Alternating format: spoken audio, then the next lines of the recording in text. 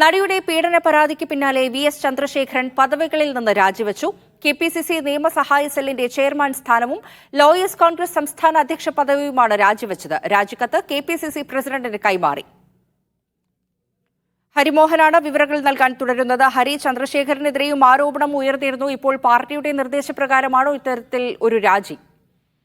വർഷ തീർച്ചയായിട്ടും. അതായത് എറണാകുളം സ്വദേശിയായിട്ടുള്ള നടിയാണ് 7 പേർക്കെതിരെ ഗുരുതരമായിട്ടുള്ള വെളിപ്പെടുത്തൽ ആദ്യം ഫേസ്ബുക്ക് വഴി നടത്തിയത്. പിന്നീട് തുടർന്ന് പോലീസിൽ പരാതിപ്പെടുകയായിരുന്നു. ഇന്നിപ്പോൾ നടിയുടെ മൊഴിയടക്കം രേഖപ്പെടുത്തിയിട്ടുണ്ട്. 7 പേരെന്ന് പറഞ്ഞാൽ Mukesh, Maniyanpilla Raju, Edavela Babu, Jayasurya, production controller Noble, Vichu, ഇവർക്കൊപ്പമാണ് അഡ്വക്കേറ്റ് വി.എസ്. ചന്ദ്രശേഖരന്റെ പേരുള്ളത്. ശാരീരികമായും മാനസികമായും ഈ പറയുന്ന 7 പേരും തന്നെ ഉപദ്രവിച്ചു. 2013 ഈ ദുരനുഭവം ഉണ്ടായതെന്നും അഡ്ജസ്റ്റ്മെന്റിന് തയ്യാറല്ലാത്തതിനാൽ മലയാള സിനിമാ മേഖല ഉപേക്ഷിച്ച് പോകേണ്ടി വന്നു എന്നുള്ളതുമായിരുന്നു ഈ നടിയുടെ വെളിപ്പെടുത്തൽ. അവർ ഈ നടത്തിയ വെളിപ്പെടുത്തലിൽ തന്നെ പിന്നീട് പോലീസ് ഇന്ന് പ്രാഥമിക മൊഴിയെടുക്കുമ്പോഴും ഉറച്ചു നിന്നു എന്നുള്ളതാണ് അറിയാൻ കഴിയുന്നത്. ഇത് പ്രാഥമിക മൊഴിയെടുപ്പ് അടക്കമുള്ള കാര്യങ്ങൾ നടക്കുന്നതിലേക്ക് എത്തിയപ്പോൾ വി.എസ്. ചന്ദ്രശേഖരനോട് രാജിവെക്കാൻ ആവശ്യപ്പെടുകയായിരുന്നു. അതായത് 2 പ്രധാനപ്പെട്ട ചുമതലകളായിരുന്നു വി.എസ്. ചന്ദ്രശേഖരൻ വഹിച്ചിരുന്നത്.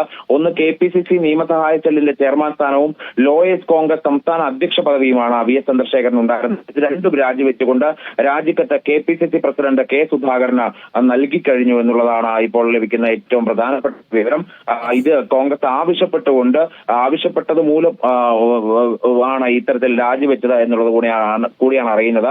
എന്തായാലും ആരോപണത്തിൽ ഒരു വിശദീകരണം കെ.പി.സി പ്രസിഡന്റ് നൽകിയിരുന്നെങ്കിലും രാജിവെക്കാൻ തന്നെയുള്ള ഒരു ആവശ്യത്തിലേക്ക് കെ.പി.സി പോവുകയായിരുന്നു. അതിലും ഇതുമായി ബന്ധപ്പെട്ട നിയമ നടപടികളിലേക്ക് വി.എസ്.